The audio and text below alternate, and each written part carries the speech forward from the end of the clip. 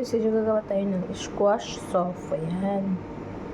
Kalabasa. Gawin natin sauce. Balitan natin siya at gawin natin cubes. Okay? Guys, tapos na natin yung cubes ang ating squash, ating kalabasa. Ayan. Maghanda tayo ng isang sibuyas na maliit at ating igisa. Lagyan lang natin ng konting olive oil. Ayan. At siya gisahin natin ng maayos.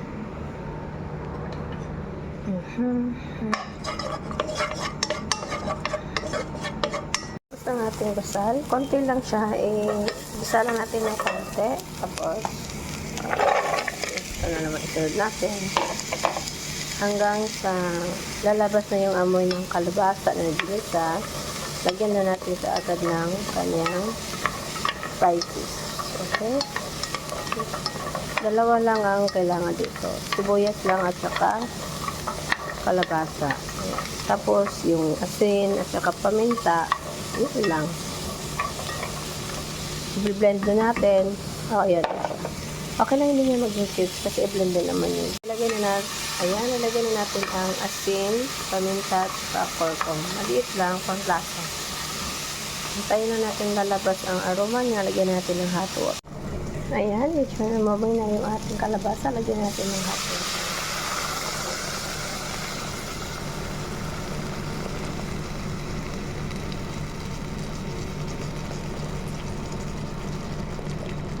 Guys, luto na yung ano natin, kalabasa. So, blend na natin ito.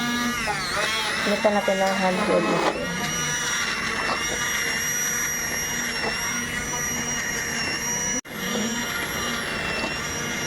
Blend lang natin ng maigi.